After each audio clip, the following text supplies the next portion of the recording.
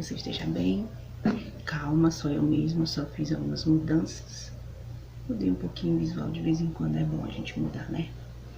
Mas aproveitando a oportunidade da mudança, eu quero falar com você sobre mudança. Você já pensou em mudar?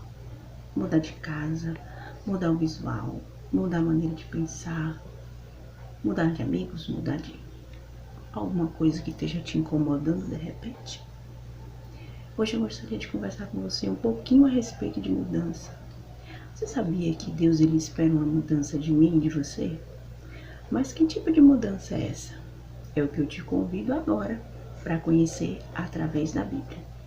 A minha Bíblia já está aberta e eu convido você a abrir a sua Bíblia no livro de 2 Coríntios, capítulo 5, o verso de número 17. 2 Coríntios, capítulo 5, verso de número 17, que diz assim: portanto, se alguém está em Cristo, é nova criação.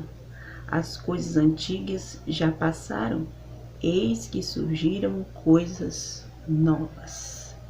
Olha que interessante, né? A Bíblia, a palavra de Deus, dizendo que se alguém escolhe estar ao lado de Cristo, essa pessoa tem que se transformar numa nova criatura. E o que é isso? É eu deixar para trás tudo aquilo que eu era antes de conhecer a Cristo. Isso no sentido ruim, é claro. Então, se eu era uma pessoa briguenta, problemática, eu tenho que procurar mudar. Se eu era uma pessoa que de repente não dava valor à minha família, eu também tenho que procurar mudar. Não porque tem que mudar, mas porque Cristo me convida a mudar.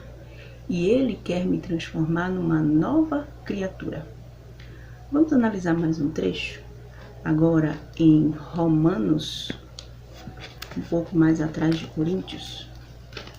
Romanos, o capítulo 12, o verso de número 2. Romanos 12, 2, que diz assim: não se amoldem ao padrão deste mundo, mas transforme-se pela renovação da sua mente, para que sejam capazes de experimentar e comprovar a boa, agradável e perfeita vontade de Deus.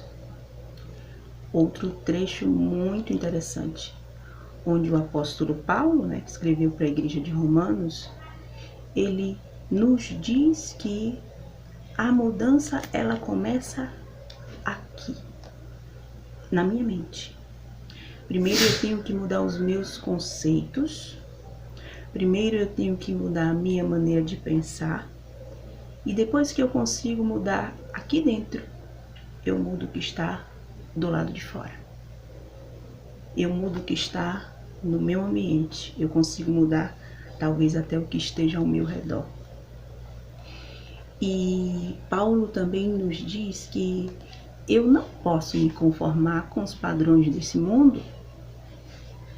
Não é porque agora está numa onda de as pessoas não valorizarem uma outra que eu vou agir assim também. Não é porque está todo mundo se drogando que eu vou me drogar também. Então eu não posso me amoldar ao padrão deste mundo, porque quem está em Cristo não pertence a este mundo. Até está neste mundo, mas a nossa pátria não é daqui. Deus nos oferece uma pátria celestial, um outro local, em que futuramente, quando Jesus voltar, nós vamos para lá. Mas o ensaio para a gente chegar até os céus começa aqui.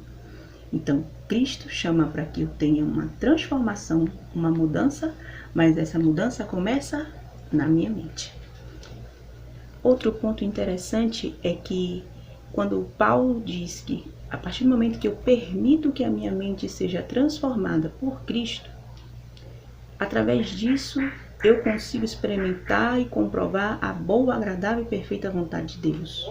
Ou seja, eu tenho uma resistência em mudar, eu acho difícil eu mudar, mas eu escolho dar uma chance a Cristo para que Ele me mude. E quando eu abro o meu coração, abro o meu ser para que Ele me transforme, eu começo a pensar, mas não é tão difícil quanto eu pensava. Não é que é mais fácil? Não é que eu estou conseguindo fazer? Tudo é questão de uma palavrinha: permitir-se. Eu preciso permitir que Cristo me transforme. Eu preciso permitir que Cristo me renove. Porque certas mudanças eu não vou conseguir fazer sozinha na minha vida. Mudei o cabelo, coisa simples. Só depende de mim, mas de ninguém. Mas para mudar a minha mente, os meus princípios, para mudar o meu caráter, eu não consigo fazer essa transformação sozinha, de uma hora para outra. Mas então, será que Cristo me dá uma ajuda extra para fazer essa renovação? É o que eu te convido a ver agora no último trecho. João, capítulo 15, verso 5. João 15, verso 5, que diz assim: Eu sou a videira, vocês são ramo. Se alguém permanecer em mim e eu nele, esse dará muito fruto, pois sem mim vocês não podem fazer coisa alguma. Olha aí, né? O próprio Cristo nos dizendo que sem Ele a gente não pode fazer coisa alguma. Por mais que a gente tente, a gente não consegue. Sabe por quê? Porque Ele é a força total.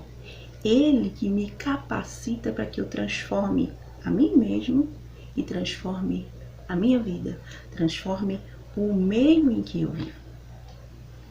Então, hoje, agora, eu não sei como você está, mas Cristo chama para que você comece a fazer essa transformação na sua vida agora. Não deixe passar.